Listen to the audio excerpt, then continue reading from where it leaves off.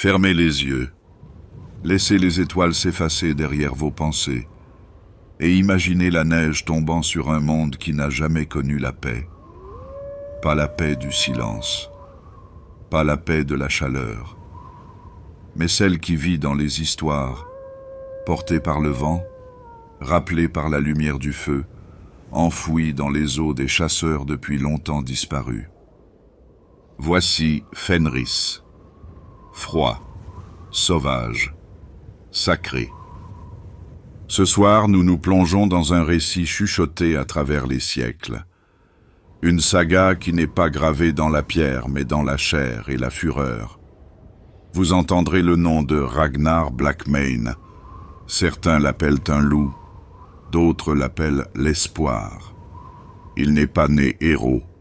Il a été façonné par la tempête. Cette histoire n'est pas une histoire de gloire. Il ne s'agit pas de cris de guerre ou de vaines victoires. Il s'agit de changement, du feu sous la glace, de la frontière entre l'homme et le monstre, et de ce qui arrive quand quelqu'un ose se tenir entre les deux. Alors, allongez-vous. Respirez lentement. Laissez vos pensées s'éteindre comme des torches dans la neige. L'histoire ne commence pas à la guerre, mais dans un village où les étoiles semblaient trop lointaines et où un enfant les regardait quand même.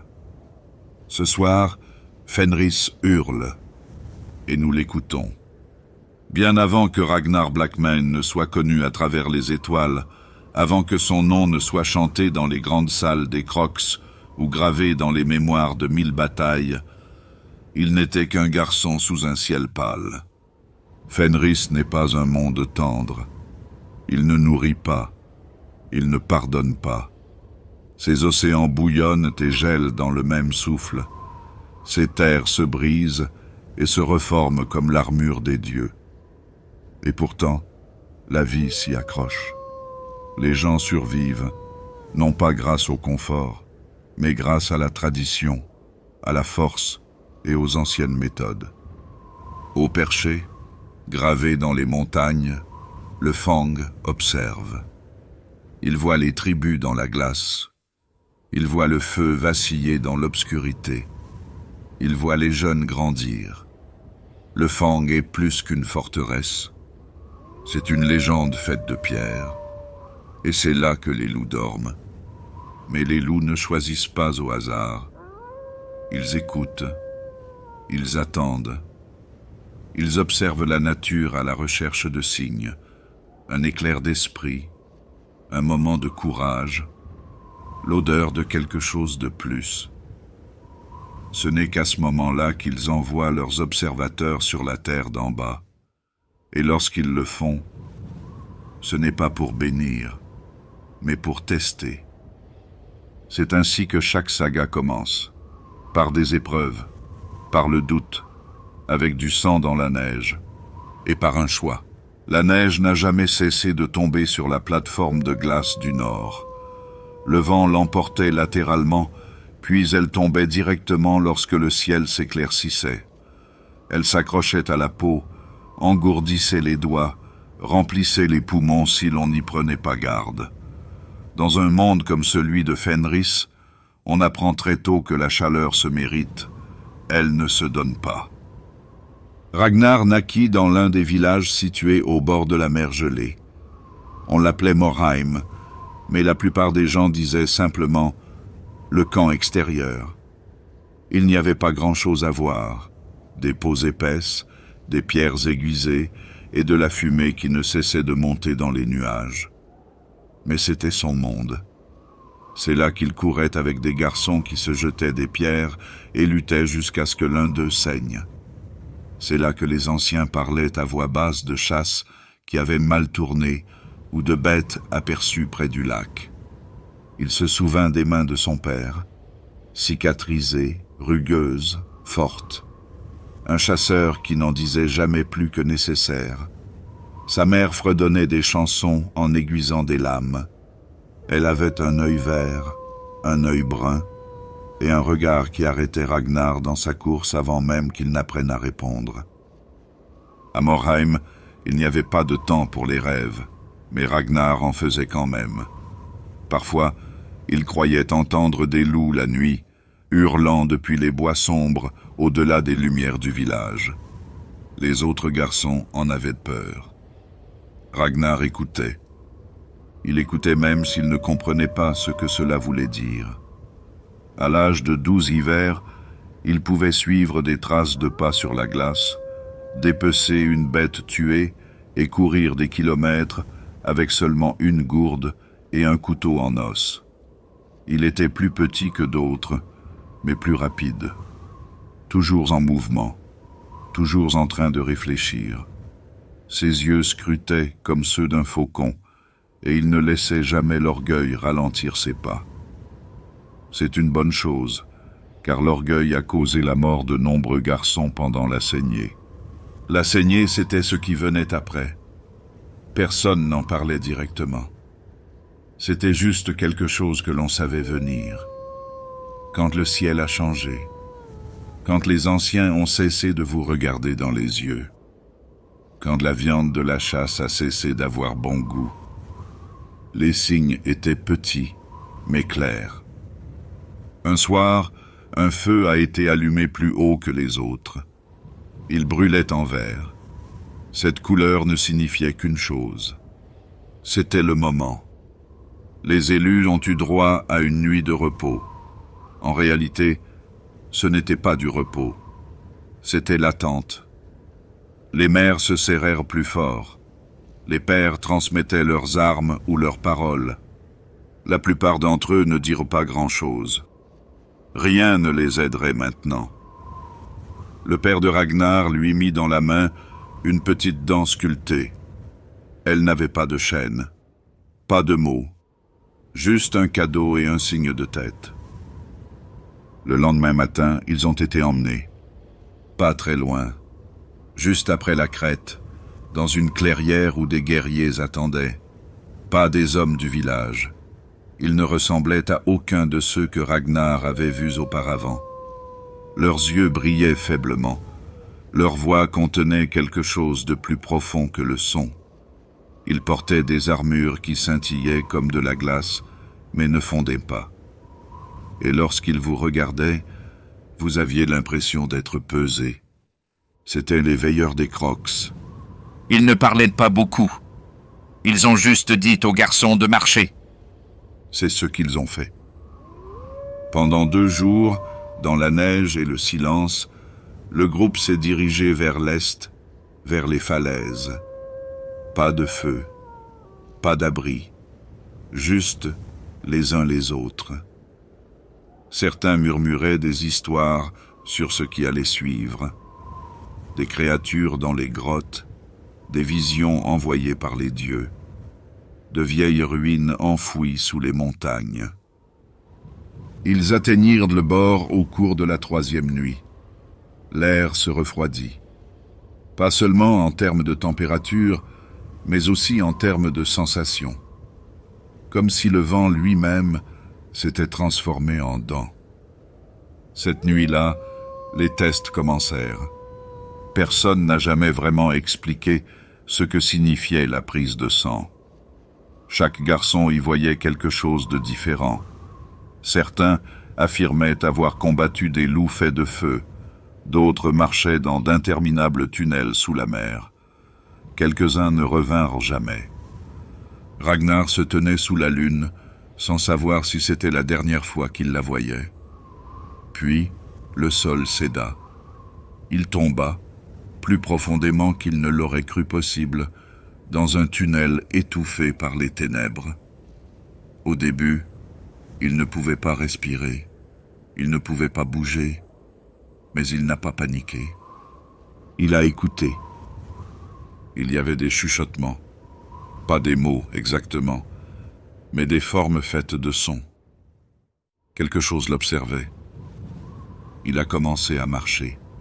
Le tunnel menait à une grotte, et dans cette grotte, une bête, énorme, recouverte de fourrure blanche, des yeux comme des lacs gelés. La créature ne rugissait pas.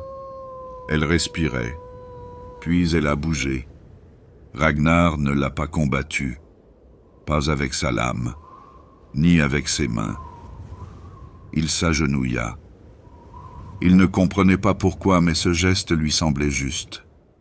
La bête s'approcha. Son souffle était chaud. Elle ne frappa pas.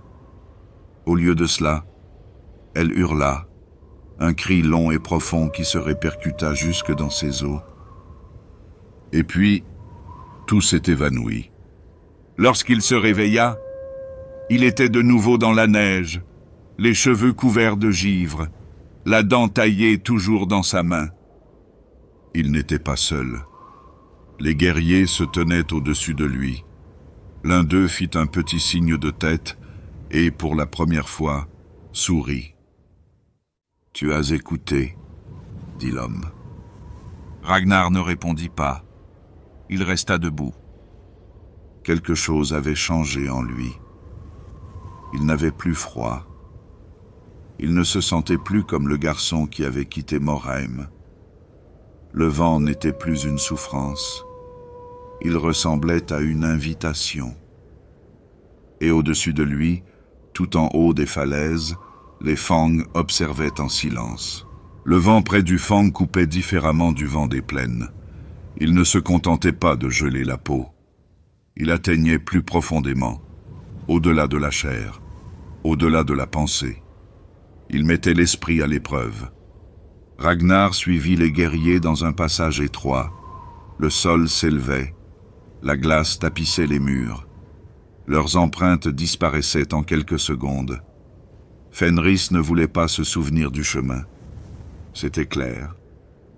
Ils ne dirent rien en marchant. Les guerriers qui les précédaient ne portaient pas de torches. Leurs armures émettaient une douce lumière bleue qui pulsait à chaque pas.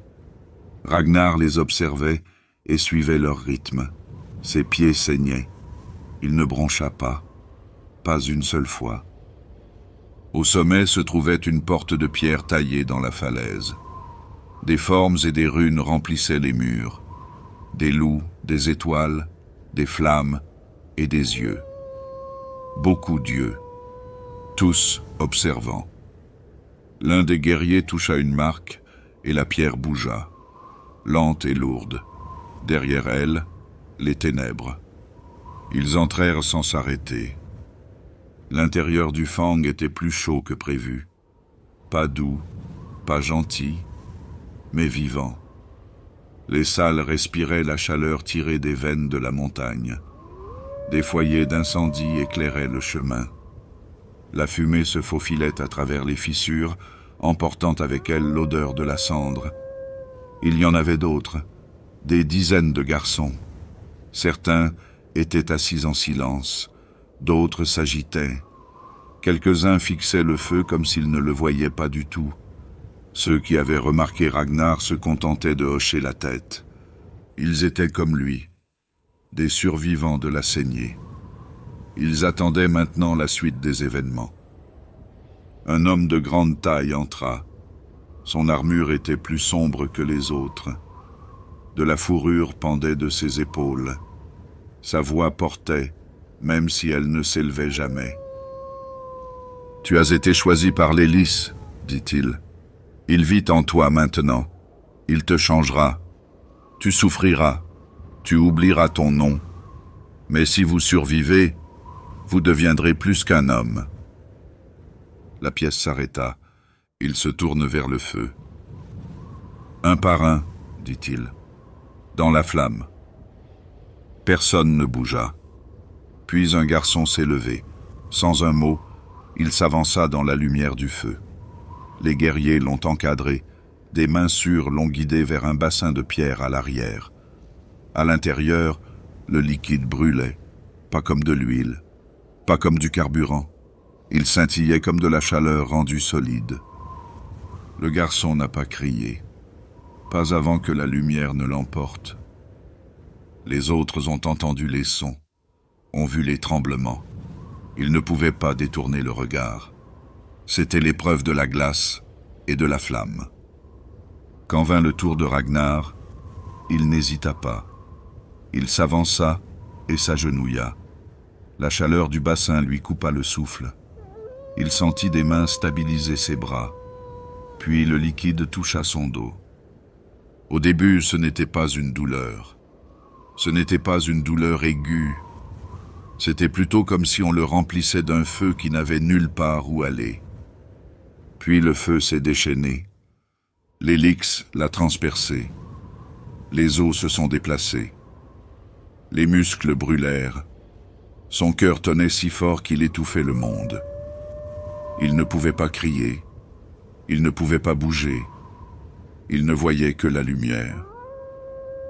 Dans la lumière, il voyait des loups. Pas un, pas deux. Une meute, courant à travers le feu, courant vers lui. Il ne courut pas. Il resta debout. La lumière s'estompa, la douleur avec. Lorsqu'il a ouvert les yeux, il était toujours agenouillé. Il respirait encore.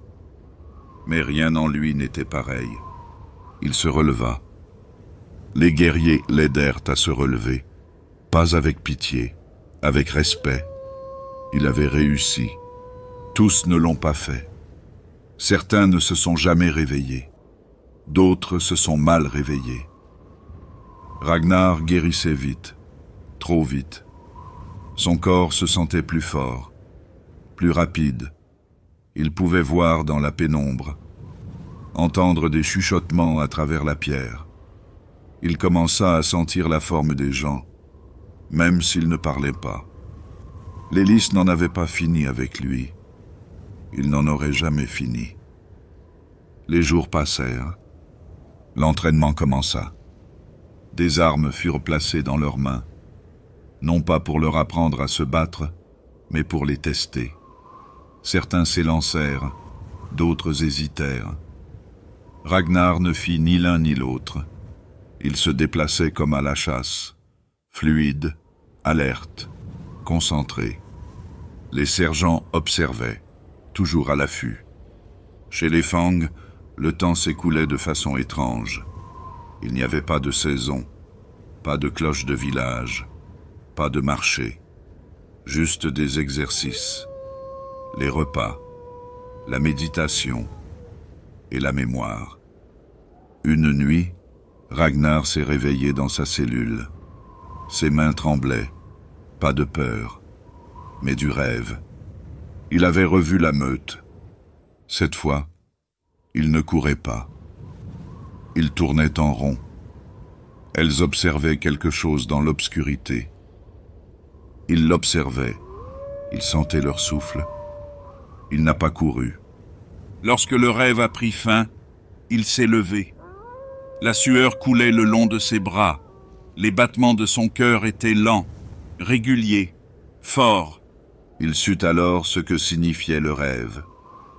Les loups attendaient. Ils attendaient de voir s'il était l'un d'entre eux. Et bientôt, ils le sauraient. Ragnar se tenait au bord de la falaise, les yeux traçant les nuages qui dérivaient au-dessus des sommets. Derrière lui s'élevaient les vastes salles de pierre des Fangs. Devant lui s'étendait le monde auquel il n'appartenait plus.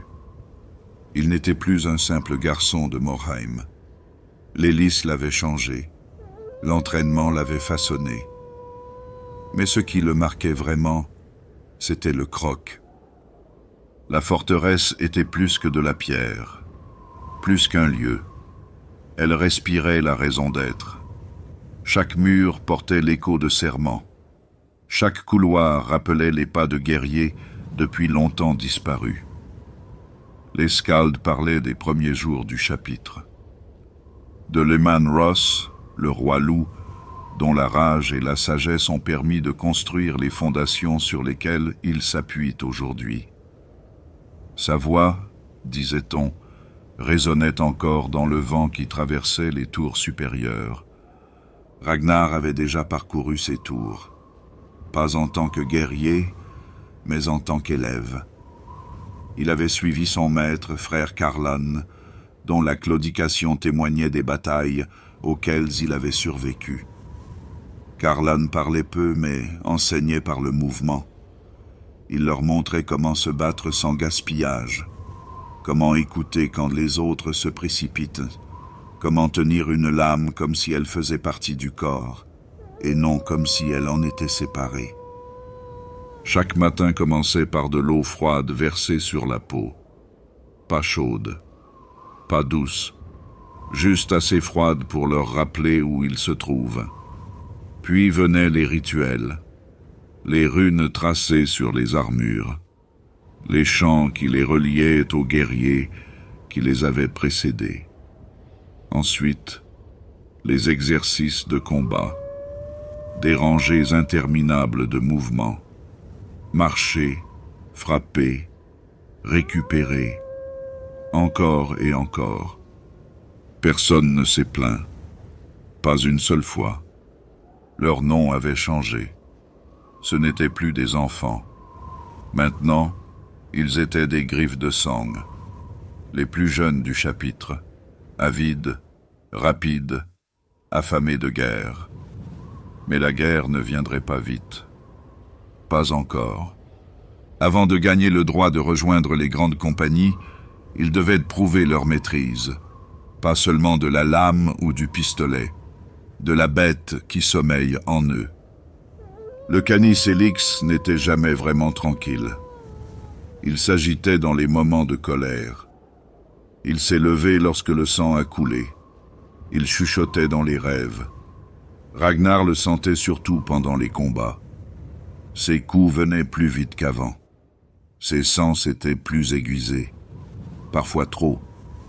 Une fois, il a cassé une arme d'entraînement en la serrant trop fort.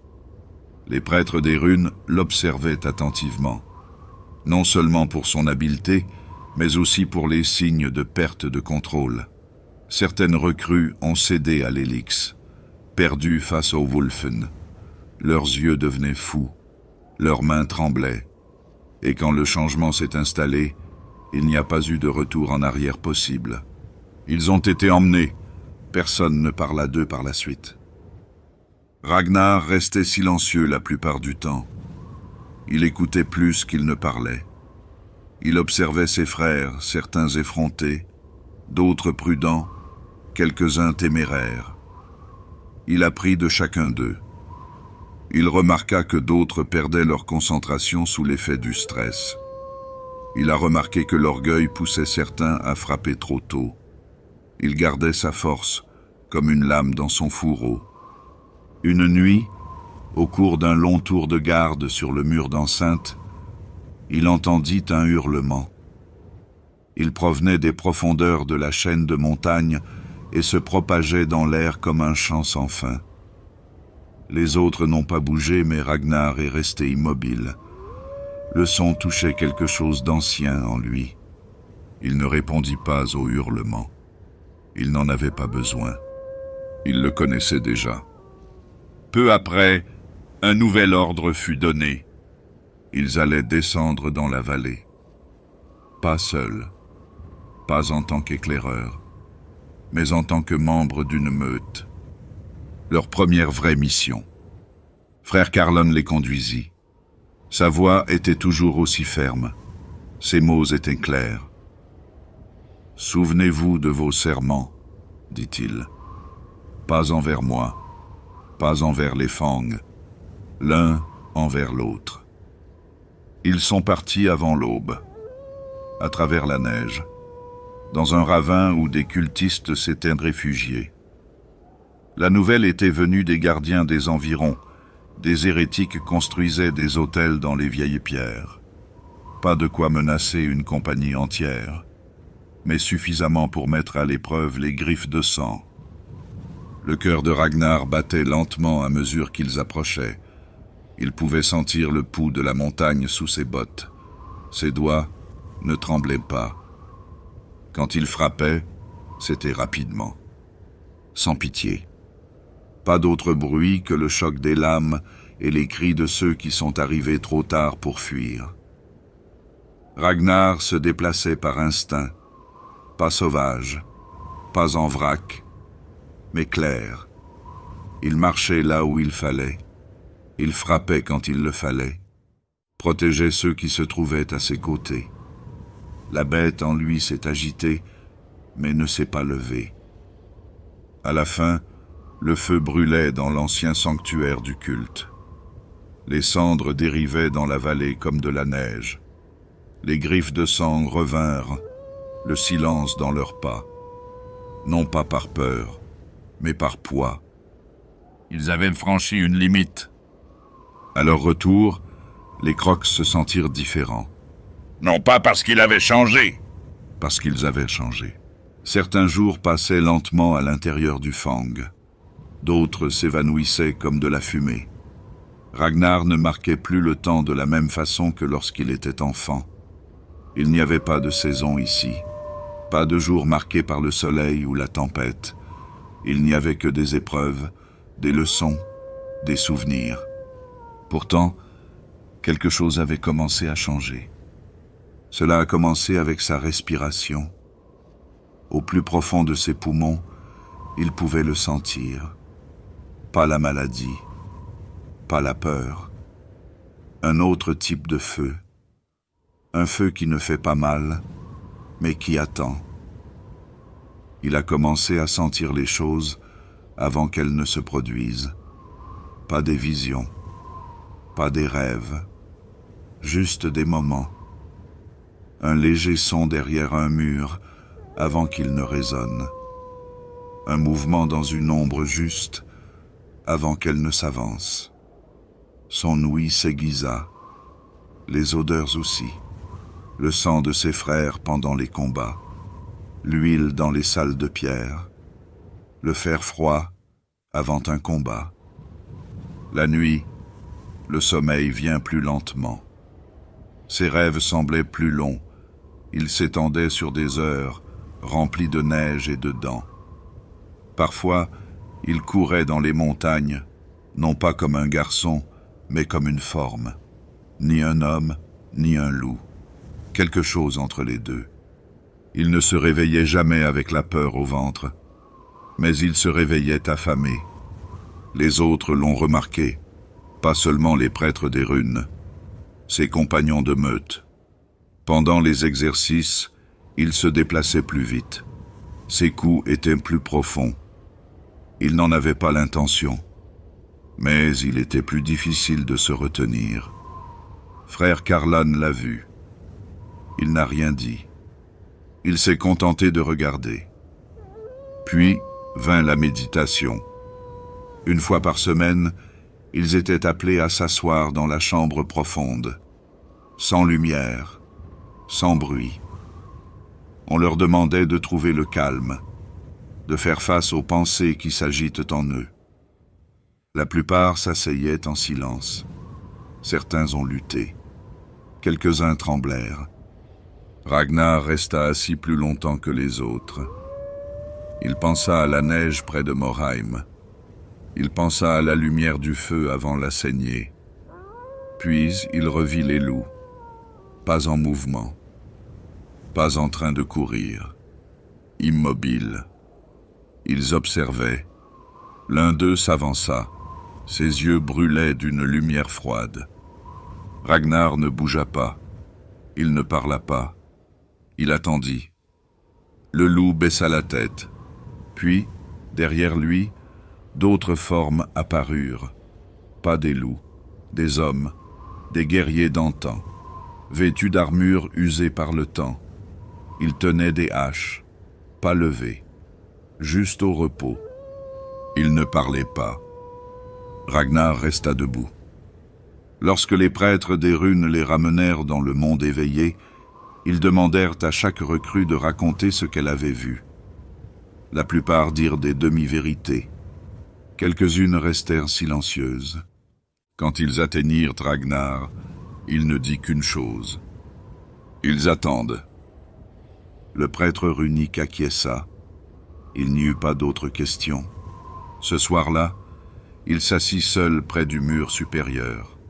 Le vent soufflait fort, mais il n'y prêta guère attention. Il regardait les crêtes et les champs de glace. Quelque part, le monde d'où il venait tournait encore. Le village, les huttes, le feu. Mais ce monde l'avait laissé partir. À sa place se tenait cette nouvelle chose.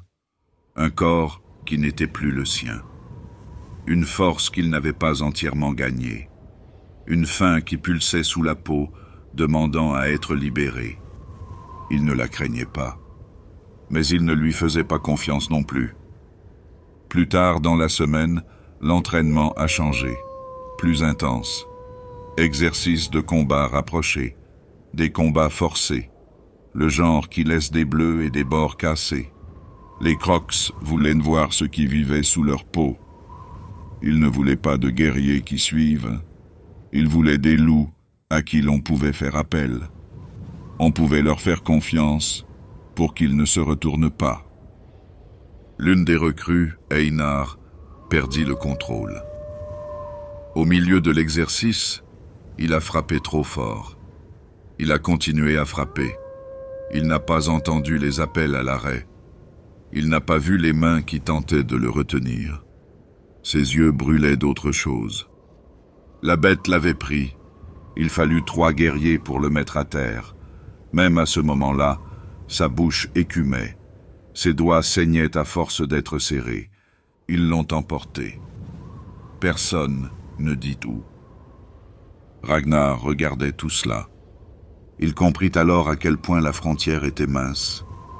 Cette nuit-là, il ne put dormir. Pas par peur. De la clarté. La bête à l'intérieur n'était pas un ennemi. Elle faisait partie de lui. Il ne pouvait pas la tuer. Il ne pouvait pas l'enterrer. Mais il pouvait apprendre à marcher à ses côtés. Il ne deviendrait pas le Wolfen. Il deviendrait quelque chose de plus grand. Sa première véritable saga commença sous un ciel rouge. Un appel avait été lancé depuis les confins du Nord. Un avant-poste situé au bord de la mer était devenu silencieux. Pas à cause du temps, ni à cause de l'isolement. Quelque chose s'y était enraciné. Quelque chose qui se nourrissait de la peur et du silence. Ragnar fut envoyé avec un paquetage complet. Il ne s'agissait plus seulement des griffes de sang. Ils étaient jeunes, certes, mais éprouvés. Ils portaient des marques d'honneur sur leur armure. Ils avaient des noms maintenant, non seulement ceux donnés à la naissance, mais aussi ceux gagnés. Ragnar avait reçu le sien après la campagne du gel, lorsqu'il avait sauvé 2 frères sous la glace et terrassé le chef hérétique en une seule charge. On l'appelait Blackmane, pas pour ses cheveux, même s'ils étaient noirs, ni pour sa fierté. C'était la façon dont il se déplaçait dans l'ombre, la façon dont la nuit ne semblait pas peser sur lui. Le nom est resté. Le nom grandissait. La meute descendit vers l'avant-poste, traversant des ponts de glace brisés qui se balançaient sur l'eau noire. Le vent chantait comme une lame. Ils avançaient sans bruit, chaque pas mesuré, chaque mouvement surveillé par le sergent. Les signes de l'avant-poste se manifestèrent d'abord par de la fumée. Elle ne s'élevait pas, mais elle était prise dans le vent, soufflée au ras du sol. Un feu étrange avait brûlé à travers les murs, faisant se recroqueviller le métal et la pierre. À l'intérieur, ils n'ont trouvé aucun survivant, aucun déchiré, pas de blessés, simplement disparus. Des tables renversées, des armes non utilisées, des repas laissés à moitié mangés. C'était comme s'ils avaient disparu en plein souffle. Puis ils trouvèrent la marque. Sur l'autel principal, une rune tordue gravée profondément dans la surface. Une forme qu'aucune tribu n'utilise. Les Fang ne l'utilisaient pas non plus. Elle brillait faiblement, pulsant à un rythme qui attirait l'air vers l'intérieur. Ils reculèrent. Le prêtre runique qui les accompagnait s'avança. Sa voix était basse, sa main tendue. Il traça la marque dans l'air, mais ne la toucha pas. Il se tourna vers la meute et prononça un mot. Warpborn. Cela a tout changé. Ce n'était pas une bête sauvage, pas un culte. Il s'agissait d'une corruption venue de l'au-delà. L'œil de la terreur était loin de Fenris, mais son ombre s'étendait bien plus loin que la plupart des gens ne le pensaient. Ils se déplacèrent rapidement. Recherche, nettoyer, brûler. Mais dans les tunnels sous l'avant-poste, quelque chose s'agitait. Quelque chose qui avait été humain, torturé dans une forme qui n'est pas faite pour la lumière. Elle se déplaçait avec un son qui brisait les oreilles. Elle frappait sans pitié. Ragnar l'a rencontrée dans le hall étroit. Pas le temps de faire des plans. Pas de temps pour les ordres. Juste l'instinct. Sa lame bougeait vite. Son corps plus vite. La créature frappa avec des griffes plus longues que des lances. Ragnar esquiva. Roula. Il passa en dessous. La lame s'enfonça profondément. Pas une fois, pas deux fois, jusqu'à ce qu'elle s'arrête. Quand les autres sont arrivés, le couloir était rouge. La créature était immobile. Ragnar respirait difficilement, mais restait debout. Ce moment est devenu sa saga. Pas pour avoir tué une bête, mais pour la façon dont il s'est tenu debout ensuite. Pas avec fierté, pas avec gloire, mais avec calme. Quelques semaines plus tard, on lui offrit une place dans la garde du loup. Peu de griffes de sang ont gravi les échelons aussi rapidement. Plus rares encore étaient ceux qui gagnaient leur place sans poser de questions. Mais les prêtres des runes virent quelque chose en lui. Pas seulement la force, l'équilibre. Il avait la fureur. Il avait le feu. Mais il ne brûlait pas avec. Il le portait. À partir de ce moment-là, Blackmane n'était plus seulement un nom parmi les recrues. On le prononçait avec force dans les couloirs. Il était devenu un chasseur non seulement de bêtes, mais aussi de choses bien pires. Celles qui se cachent dans les ombres entre les mondes. Et les Crocs le surveillaient de près. Toutes les sagas ne naissent pas dans le feu. Certaines commencent dans le silence, dans le long silence qui suit la gloire. Ragnar avait mérité son nom. Sa lame avait frappé juste. Sa place au sein des Crocs n'était plus remise en question. Pourtant, quelque chose a changé en lui. Un poids qu'il ne pouvait nommer s'était installé derrière ses yeux. Cela avait commencé après le raid sur la Tour Noire, celui où sa meute était tombée. Pas tous, mais suffisamment pour changer le son de la salle lorsqu'ils revinrent. Un frère perdu sous la pierre, un autre laissé briser dans son corps. L'un d'eux ne revint pas du tout. Un cri dans l'obscurité, un nom jamais plus prononcé. Ragnar a survécu. Il a dirigé. Il s'est battu. Mais dans les moments calmes, lorsque les exercices se terminent et que les chants s'estompent, il se sent seul, pas sans frère, sans équilibre. Les prêtres runiques n'ont rien dit. Ils observaient comme ils le faisaient toujours. Certains guerriers dérivent dans ces moments-là. Certains trouvent de la rage. D'autres cherchent la voie du loup solitaire. Ragnar ne fit ni l'un ni l'autre. Il quitta les Crocs pour un temps. Pas par défi, ni par chagrin. Il a demandé à marcher sur les anciens chemins, la longue marche à travers les hautes crêtes, là où peu de gens osaient aller. Un endroit où aucun ordre n'arrivait, là où le vent ne porte pas de son, seulement des pensées. Ce n'était pas l'exil, c'était de la réflexion. Les anciens ont accédé à sa demande. Il ne prit pas d'armure, seulement des fourrures, pas d'autre arme qu'une courte lame.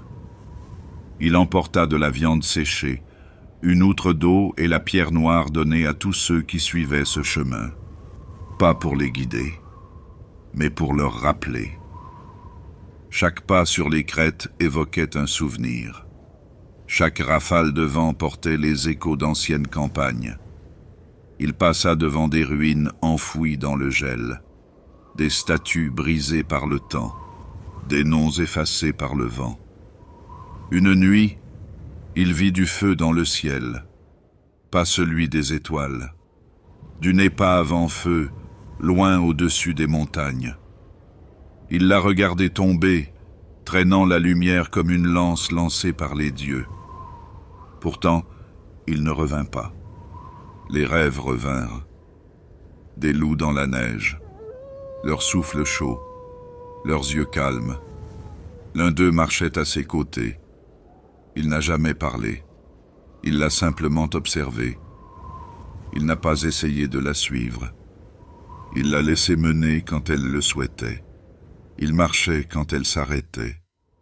La 6e nuit, la neige a enseveli la crête. Il s'est abrité sous une corniche, serré contre le mur. Pas de feu, pas de chaleur. Seul le bruit de sa propre respiration. Il ralentissait. Il suivait le rythme de la tempête. Il pensa à son compagnon de meute tombé au combat, celui dont il ne prononçait pas le nom. Il n'a pas fait son deuil. Il se souvenait. C'était suffisant. Le lendemain, il revint. Le fang se dressait au loin. De la fumée s'élevaient des tours. Il atteignit la porte sans un mot. Le garde le laissa passer. Aucune question ne lui fut posée. La pierre qu'il avait portée fut placée au pied du grand escalier du fang, une parmi tant d'autres. Le rite était accompli. Il entra dans la salle des échos, un endroit où les sagas étaient conservées non pas à l'encre, mais à la voix. De vieux skalds chantaient des batailles depuis longtemps oubliées. Des guerriers déposaient des gages au pied des statues. Certains priaient, d'autres observaient. Ragnar s'assit, écouta. Une voix lui parla de la nuit des lunes rouges. Un raid où un seul guerrier a tenu le col contre une marée. Il n'est pas tombé, mais il n'est pas revenu inchangé. Il revint avec le silence dans ses pas, avec le regard de quelqu'un qui a parlé avec les ombres. Ragnar comprenait maintenant ce regard. La croissance n'est pas toujours le fruit d'une bataille. Certains grandissent dans l'immobilité, d'autres du poids de la mémoire. Il se leva une fois de plus. Les Fang ne l'accueillirent pas avec des acclamations. Ils l'accueillirent avec des portes ouvertes. Et le feu brûla comme avant. Un feu brûlait dans la grande salle cette nuit-là. Plus haut que d'habitude, les flammes craquaient bruyamment contre la pierre. Des ombres dansaient sur les murs. Ce n'était pas une fête. Il s'agissait d'un marquage, un événement qui n'a pas lieu souvent. Ragnar se tenait devant la flamme. Son armure avait été nettoyée.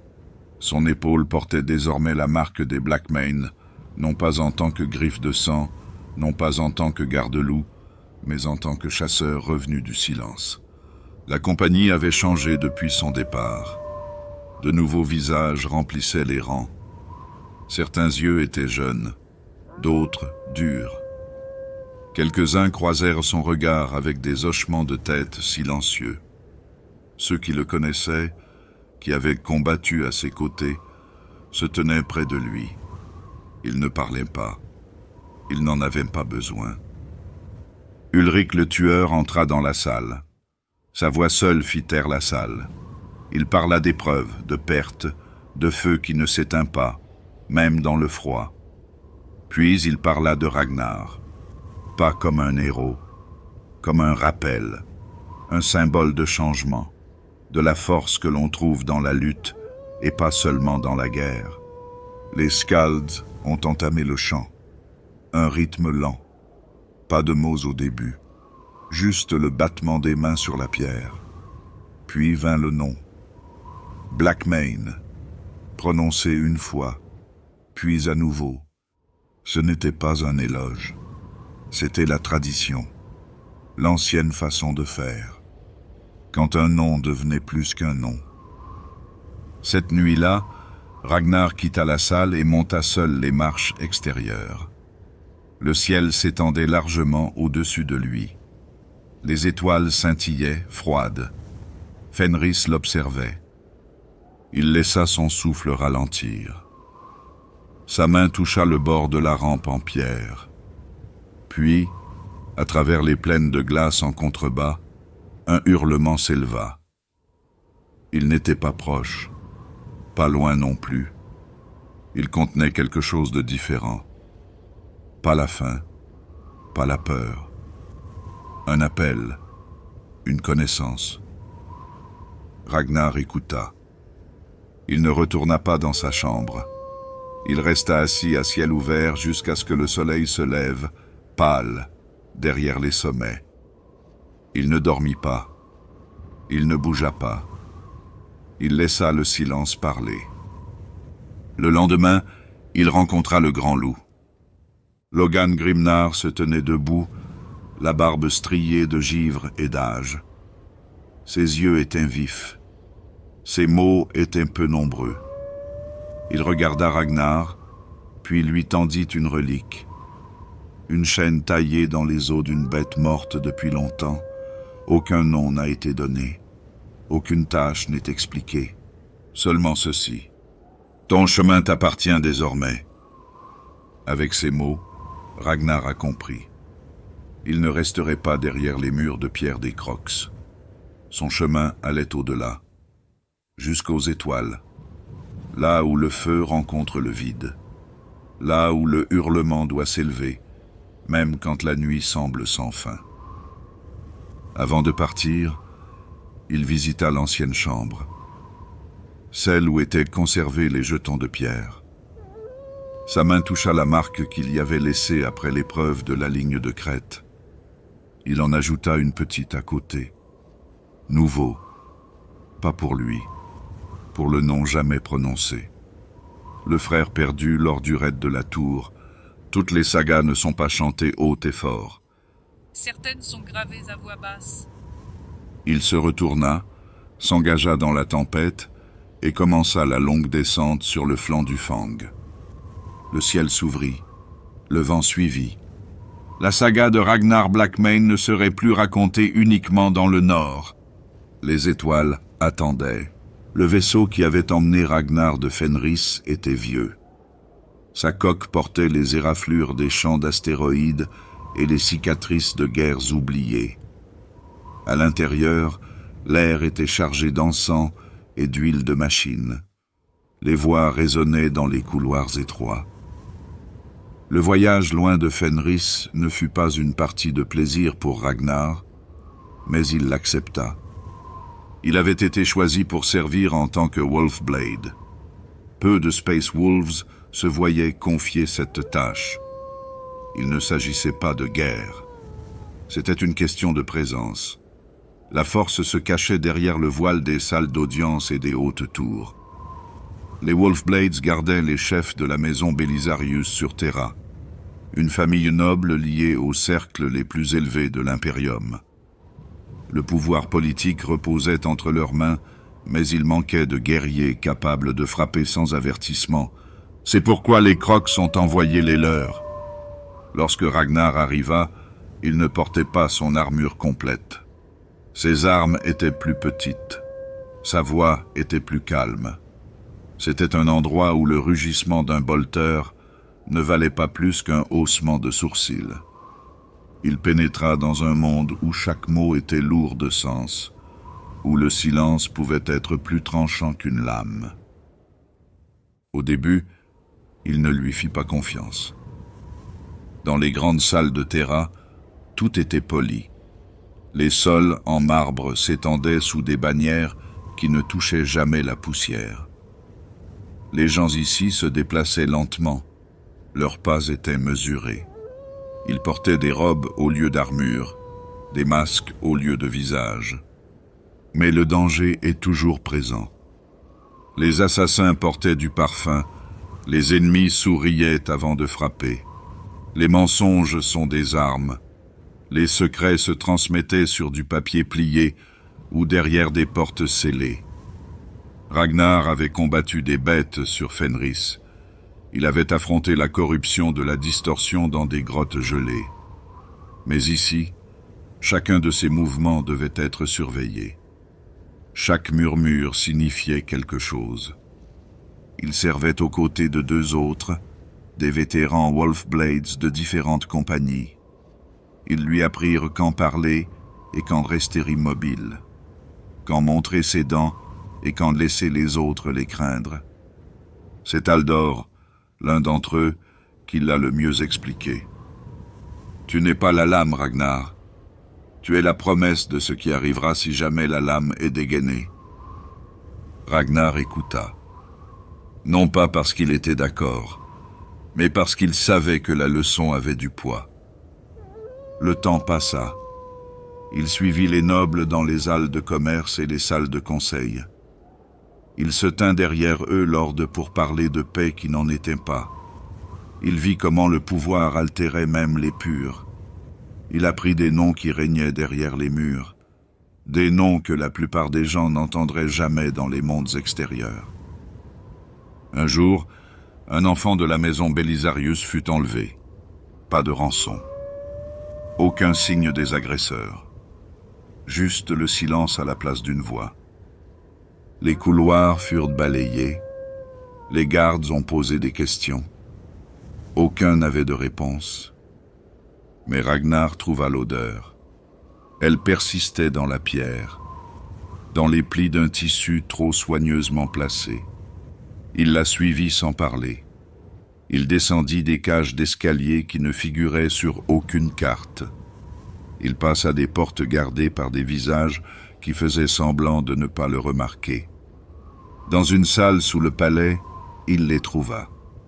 Un groupe vêtu de robes marquées de symboles interdits. Ils se tenaient autour d'une dalle de pierre, parlant des langues basses. L'enfant était immobile. Ragnar se déplaça sans relâche. Il brisa le cercle. Ils hurlèrent. Ils essayèrent de fuir. Il ne les laissa pas faire. Cela s'est terminé rapidement. Il n'a pas expliqué quand les autres sont arrivés.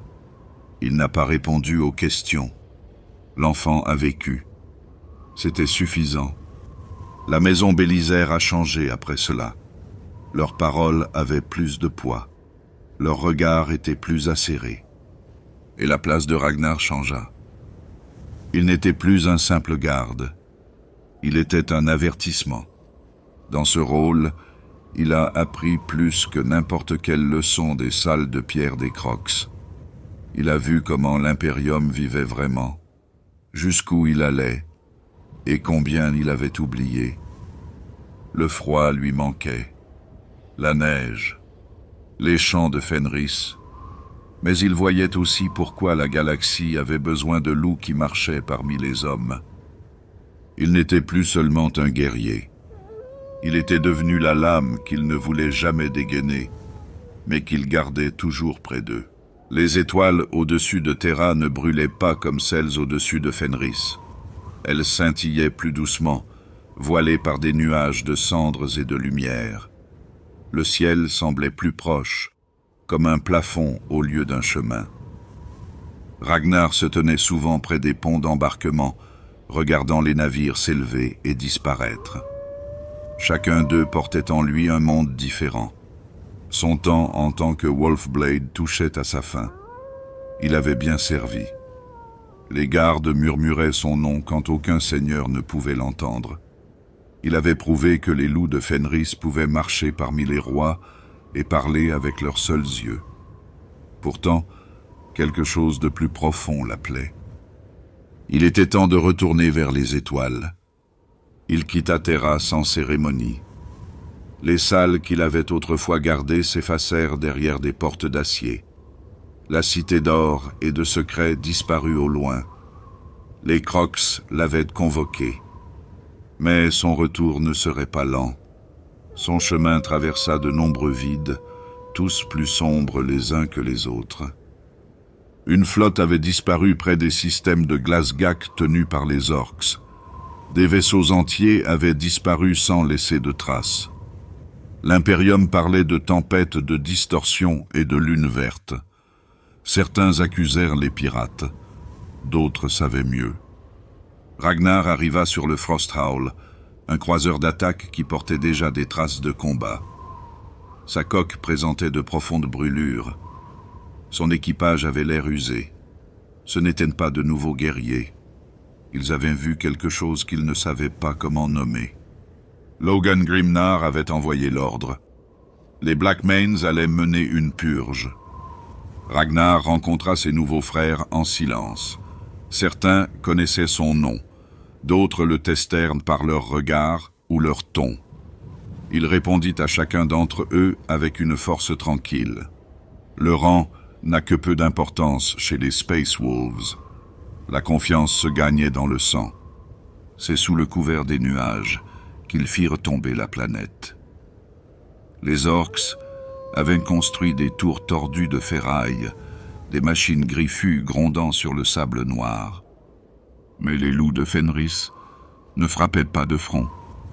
Ils se déplaçaient dans l'ombre, rapidement, mesurés.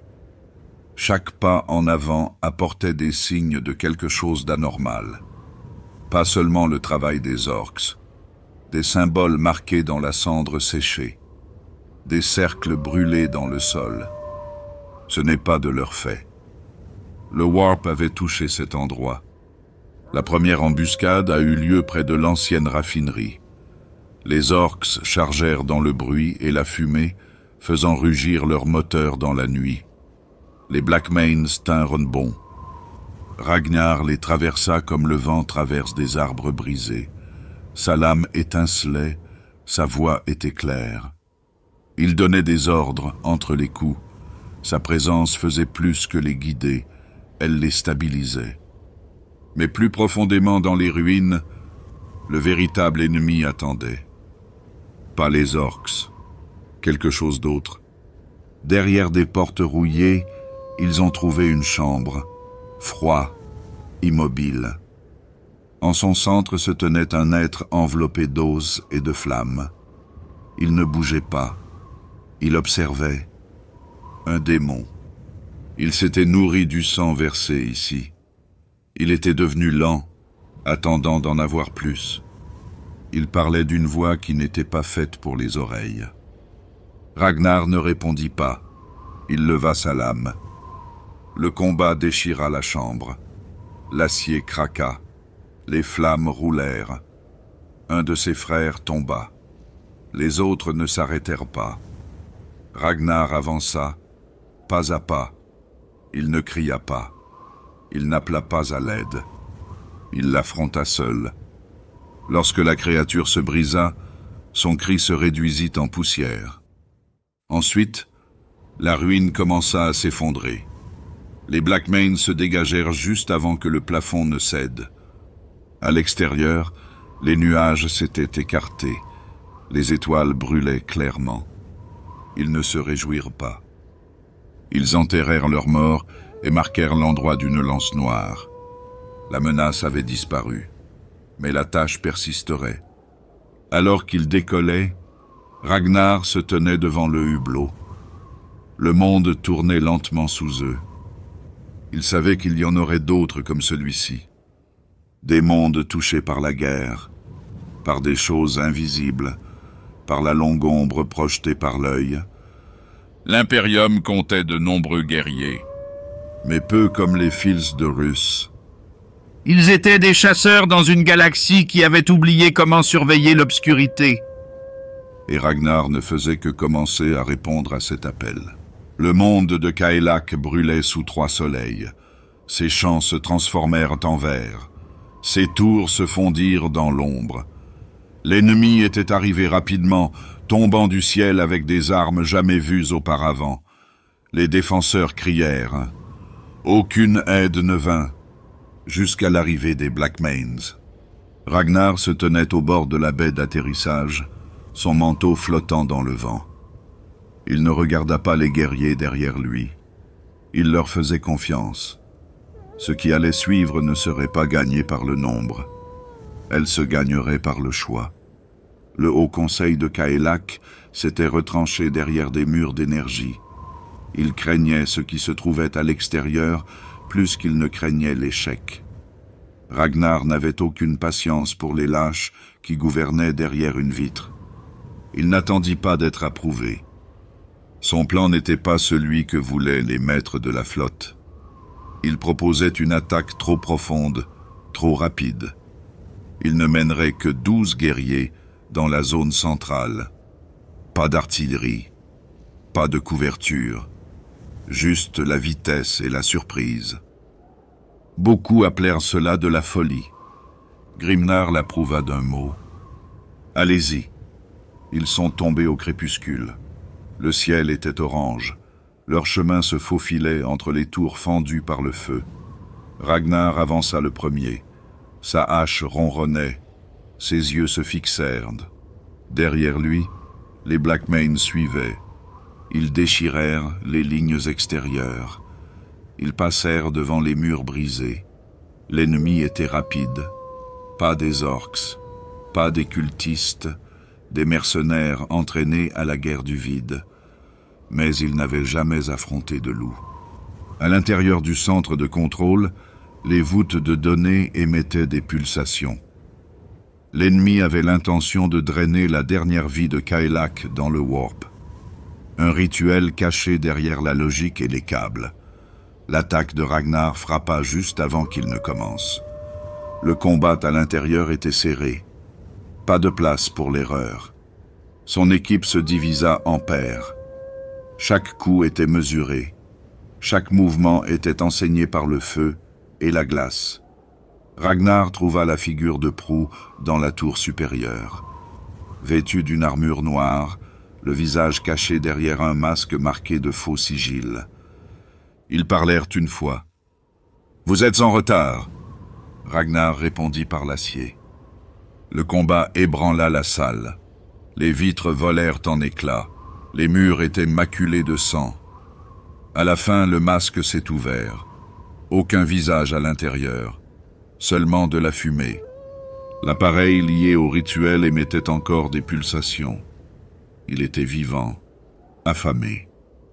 Ragnar regarda ses frères. Pas le temps de partir. Pas le temps d'appeler à l'aide. Il s'avança. Il retira le noyau de l'appareil. D'un seul bras, il l'a jeté de la tour. Il a explosé dans les airs, loin de la ville.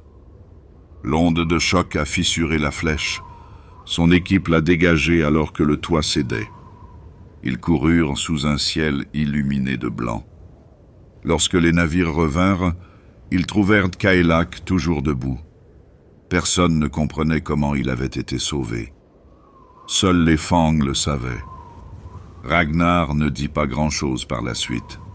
Il se tenait aux côtés des blessés. Il aidait à porter ceux qui ne pouvaient pas marcher. Il mangea en dernier. Il dormait peu. Le nom de Blackmane avait un nouveau poids, pas seulement pour ce qu'il tuait, pour ce qu'il a sauvé. Les vieux Skalds disent que les gambits sont des mouvements faits avec le cœur plus qu'avec l'esprit. Ce jour-là, Ragnar a fait preuve des deux. Et le hurlement qui s'éleva des cendres de Kaelak n'était pas un hurlement de tristesse. C'était un début. Le bord de la galaxie n'était pas cartographié.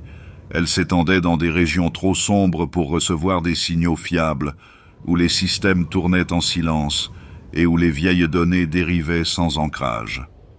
C'est là que les Blackmanes furent envoyés. Le monde n'avait pas de nom.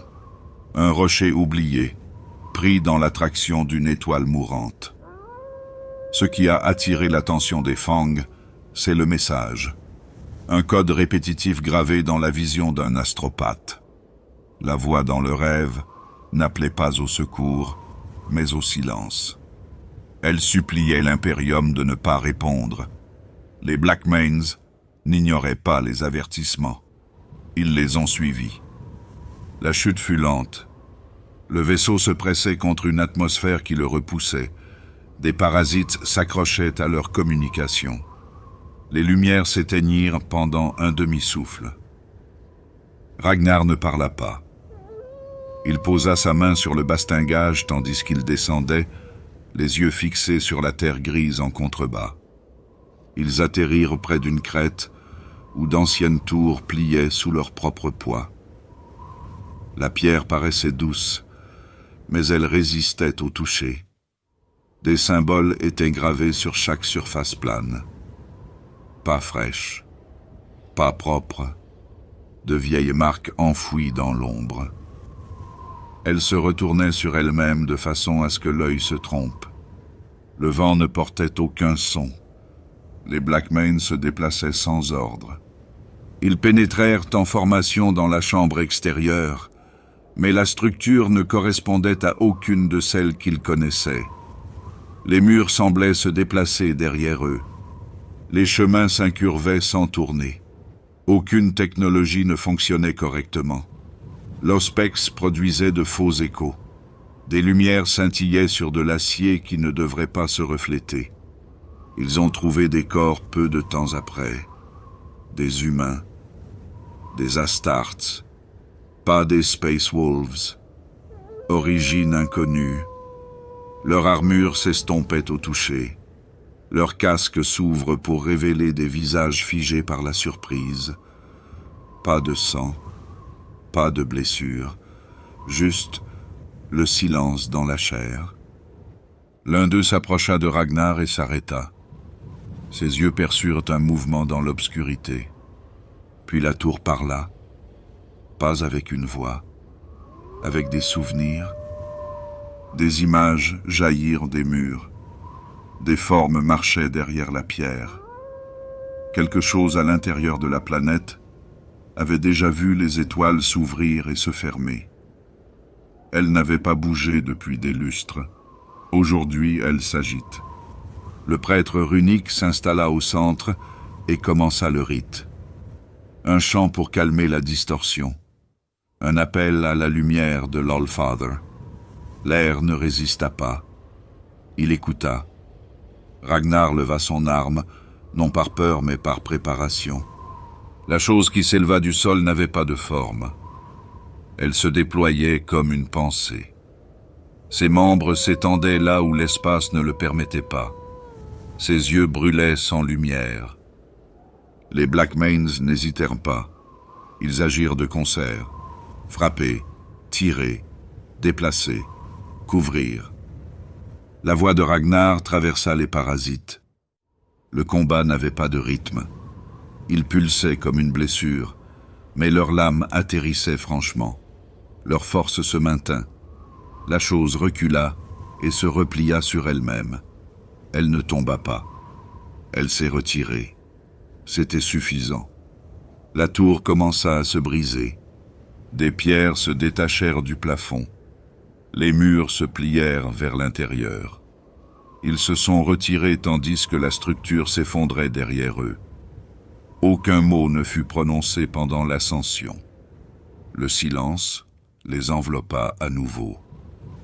De retour à bord du vaisseau, Ragnar se tint devant le hublot d'observation. L'étoile située sous la planète pulsa une fois, puis s'éteignit. Le système se refroidit. Ils ont laissé une balise d'avertissement derrière eux. Pas de message, juste un symbole. La marque des Crocs. Certains endroits ne sont pas faits pour être nommés. Les Blackmanes s'en allèrent. Mais la chose qui s'agitait sous la surface n'oubliait pas. Et Ragnar non plus. Les étoiles au-dessus de Fenris se déplaçaient lentement, tirées par le temps plus ancien que toute chose vivante. Dans les hautes salles des Crocs, les feux brûlaient toujours et les voix résonnaient encore dans la pierre. Les nouvelles griffes de sang étaient assises près de l'âtre, écoutant les Skalds. Elles se penchèrent lorsque le nom de Ragnar fut prononcé. Ils connaissaient certaines parties de l'histoire, mais pas toutes. Aucune voix ne détenait la totalité de l'histoire. C'est ainsi que vivaient les vraies sagas. Elles grandissaient à chaque fois qu'on les racontait, façonnées par l'orateur et par le silence. Ragnar Blackmane n'était plus seulement un guerrier, Ses actes s'étaient transformés en quelque chose de plus grand. Son nom avait du poids dans les secteurs déchirés par la distorsion, où peu de gens osaient dire la vérité impériale. La marque des Blackmane était visible sur les murs des ruches effondrées et gravée sur les boucliers des avant-postes en ruine. Dans les systèmes laissés par la faille, les gens répétaient les histoires d'une grande silhouette qui marchait sans crainte et ne laissait derrière elle que cendres et silence. Les Blackmane continuèrent à se battre. Ils ont suivi Ragnar dans des endroits que les cartes refusaient de montrer. Ils ont refermé des brèches.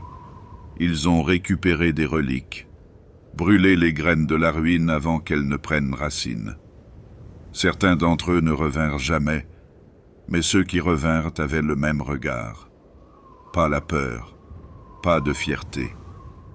Un but. Ragnar parlait moins au fil des ans. Il donnait ses ordres d'un simple regard. Il connaissait le chemin avant les éclaireurs. Les prêtres runiques disaient que ses rêves étaient devenus longs. Il marchait parfois en silence dans les couloirs avant les missions, comme s'il écoutait quelque chose derrière les murs. Une campagne les a menés bien au-delà de la faille, où un signal clignotait une fois par cycle. Ils provenaient d'une station vide construite avant que l'Imperium n'atteigne le Segmentum Pacificus. Personne n'y avait mis les pieds depuis 2000 ans.